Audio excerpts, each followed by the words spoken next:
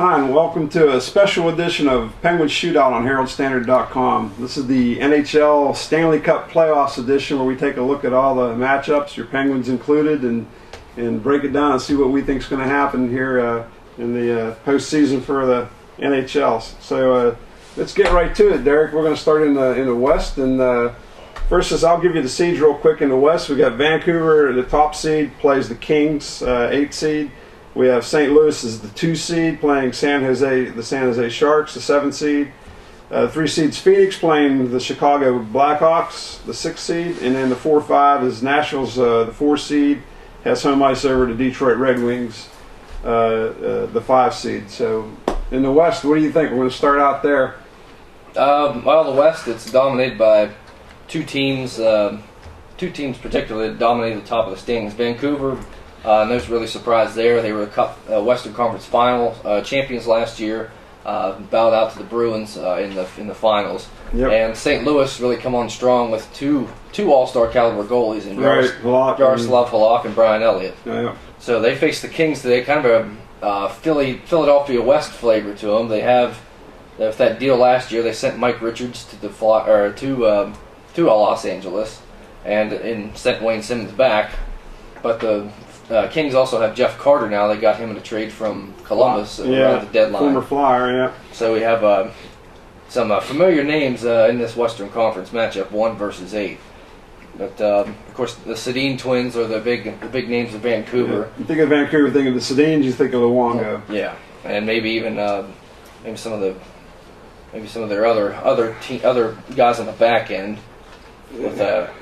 Let's see, Keith Ballard. He's been out with a concussion, as is Daniel Sedin. He was hurt for a while. He was concussed. So concussions are rampant in the league, not just in Pittsburgh. Yeah, they're all around. Anyhow, what do you think of that first matchup, Kings Vancouver? I'm going to take Vancouver in that one in about 5 or 6 games. Yeah, I think that's the Kings were kind of struggling there at the end for the Pacific Division crown. I think even though with Anze Kopitar and Dustin Brown. Kopitar's a good young player, yeah. Yeah, Jonathan Quick, unless he steals a couple games, they're going to need him. They're going to need that. They kind of faltered off at the beginning, or at the tail end of the season. But if Kopitar gets rolling, and Mike Richards kind of gets his postseason form back on, he only had 70. He only had the 20-something points, I believe, in 70-some games this year. But doesn't matter regular season now. It's a whole new 44 points, 74 games. So yeah, whole new season now. Yeah. Yeah, you could have 2 different players from regular season to postseason. Yeah. So when's that game start? The first game tonight or tomorrow night? There's there's the schedule. That one is. That's tonight actually. It's Wednesday 10:30. Night. So if you're a night owl, you can stay up and watch. I love those late night hockey games. Yeah. Going to the second game, we've got the St. Louis San Jose series. San Jose is one of those teams everyone says is so talented, but they never quite fulfill meet their expectations. What do you think of that series? Oh, it's going to be tough to score goals against St. Louis. And who's St. Louis going to start? Elliott? I believe they were going to start Halak. Yeah. But again, with the 2 good goalies, yeah. Yeah, they had Elliott had 1.56 goals against average. He was an all-star too. Yeah, played in best by any expansion era goalie. Played in 35 games or more. But they're consistent. They have a lot of kind of no-name players, but they're led by David Backes. But other players, underrated guy. Yeah, T.J. Oshie, Andy McDonald, Alexander Steen, David Perron, some of their leading guys as far as forwards. But I think the Sharks have the more familiar names. Joe Pavelski, Logan Couture, both went over 30 goals, but they also have Joe Thornton. Yep. And he's old-timer, yep. Yeah, he's no spring chicken, but he knows how the playoffs are going. But remember, the Sharks lost a combined 48 goals and 105 points when they traded away Danny Heatley and Devin Stedagucci to Minnesota. Yeah. Haven't really got the kind of production out of Martin Havlat as they had hoped. Yep. Well, but I think I might go for the upset here. Maybe take the Sharks in 7. I'm gonna stick with the Blues. Okay, we'll keep track of this. I'm gonna stick with the Blues in 7. Okay, we have the Blackhawks won 2 years ago against the Phoenix Coyotes. What's your take on that? The 6-3 matchup. Well, the Blackhawks would definitely have the experience. Coyotes kind of had some trouble in the playoffs. Have not made it to the second round of the playoffs since they moved to the desert from Winnipeg. They were, of course, being the former Winnipeg Jets franchise. Detroit bounced them in back-to-back years. But this year, of course, they get the Chicago, another old-time franchise, one of the original ones. The Coyotes lost Ilya Bryzgalov to the Flyers in an off-season through free agency. So what they do, they went out and signed Mike Smith. And what a year he had. Yeah, 38 wins and 8 shutouts. That came out of nowhere. Yeah, and they're definitely playing some good hockey. They won the Pacific Division with 97 points. Actually clinched on the last day. But they have lots of experience with Radim Vrbata, Ray Whitney, and Shane Doan. Whitney tallied his 1,000th point this year. He's 39 years old. But Chicago has plenty of depth and experience as well, with Jonathan Toews, Patrick Kane, as well as Patrick Sharp. Marian Hossa, I think we know who he is. Yep. And as far as that goes, they also have, as far as on the defensive end, Corey Crawford. He kind of struggled early. They also signed Ray Whitney as a goalie. Both of them saw significant action. But I think I'm going to take the Blackhawks in 5 in this one. The Coyotes might not get over the hump. I'm with you. I'm going to go with the experience over the team that doesn't seem to do well in the playoffs. So Phoenix had a great regular season, but I'm going to go with the Blackhawks. Now the 4-5 matchup is your Nashville Predators with the home ice against the Detroit Red Wings. Of course, we know all about them. Yeah. So what do you make of this matchup here? Well, Nashville is another team that kind of struggled to get past Detroit as well. They're in the same division, but it's the third time they're going to face the Red Wings this year, or in the playoffs. It's their 8th trip to the Cup, Nashville it is. But they met in 04 and 08, but of course Detroit winning both of those series. Mm-hmm. But Nashville actually finished ahead of Detroit in the points this year, regular season. So, and also forget they added. We all know, should be pretty familiar with Detroit's players. Haven't changed too much since the Cup years, Cup runs, I should say.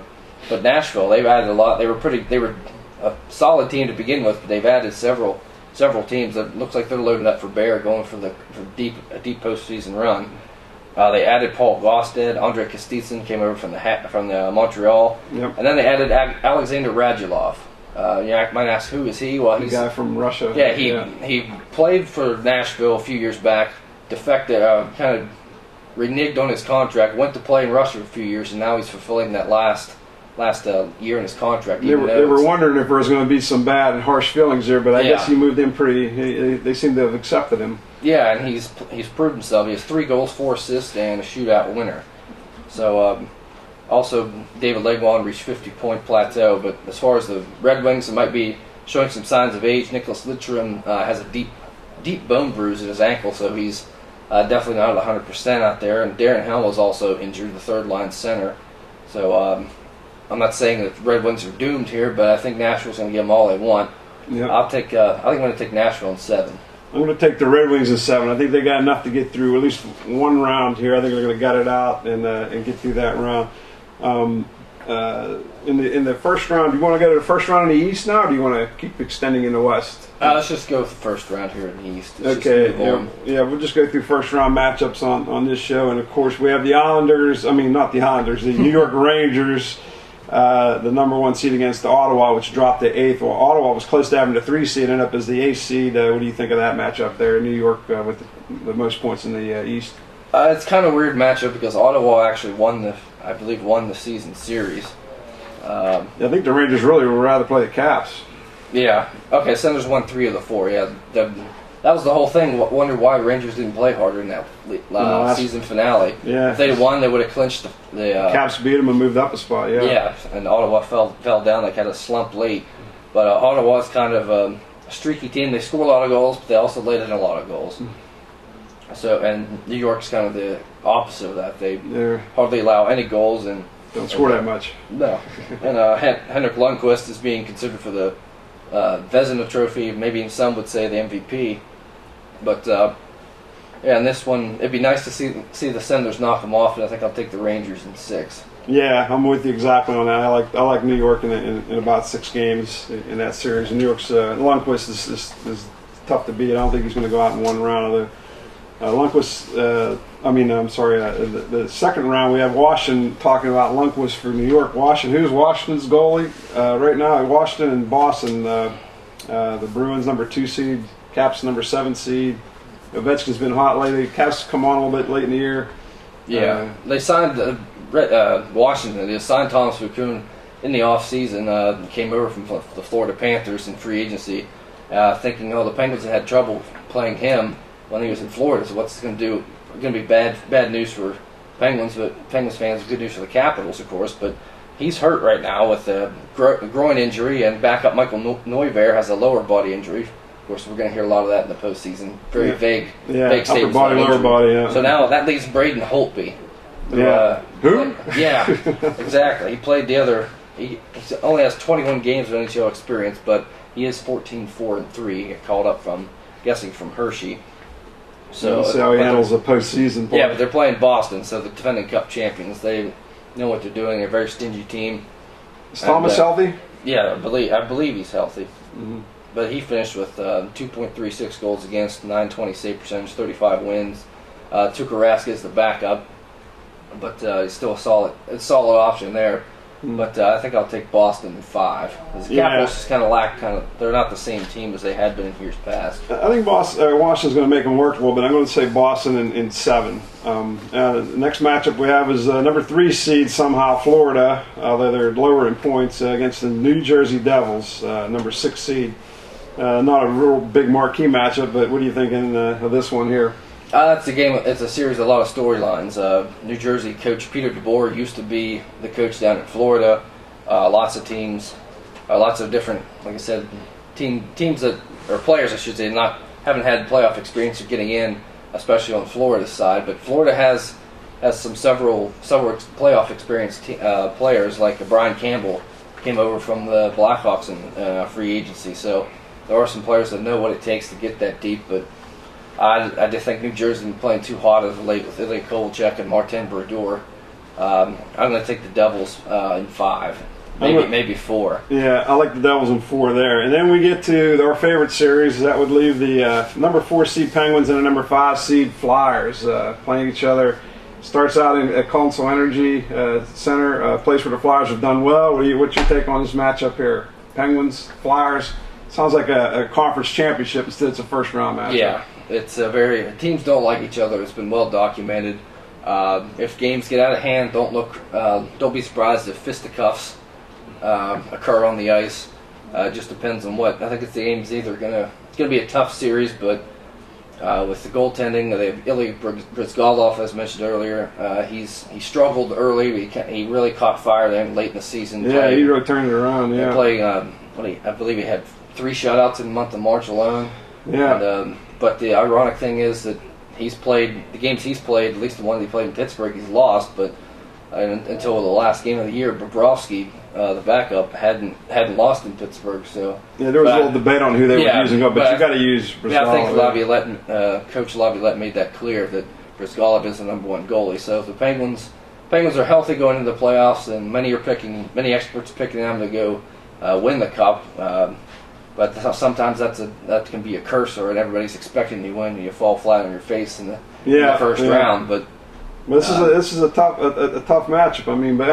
Do the Penguins have too much for Bryzgalov in the playoff? You got Malkin, the points leader in the league. You got Crosby's back now. You got Dupuis on a 17-game streak. You got Neal with his 40 goals and Kunitz. Is this too much for the Flyers to handle? The Flyers have some offensive weapons too. They have Yager, Briere, who's if Yager kind of slowed down late in the year though. He might be rejuvenated for the playoffs, but I don't know. If Briere gets healthy, he was hurt on apparently sat out apparently hurt sometime in the last few games where he sat out the Saturday finale against the Penguins. But he's mum on if he's hurt or not too. Yeah, but they always are. Yeah, but if the Penguins don't have a lapse like they did late in the year with the kind of defensive breakdowns and such, which there shouldn't be with Letang back there, I think I like the Penguins in 6. I'm going to say the Flyers in 7 because I just think they match up well against the Penguins, and I just think they play well enough at Consol Energy Center to. I think somehow this is a bad matchup for the Penguins, and they're going to end up going down in 7 games. But we'll see, and we'll see if they get through. We'll have another show to either wrap up the season or look at the second round. So, Robert Chaney, Derek Day signing off on Penguin Shootout. You're getting an I told you so if the Penguins win.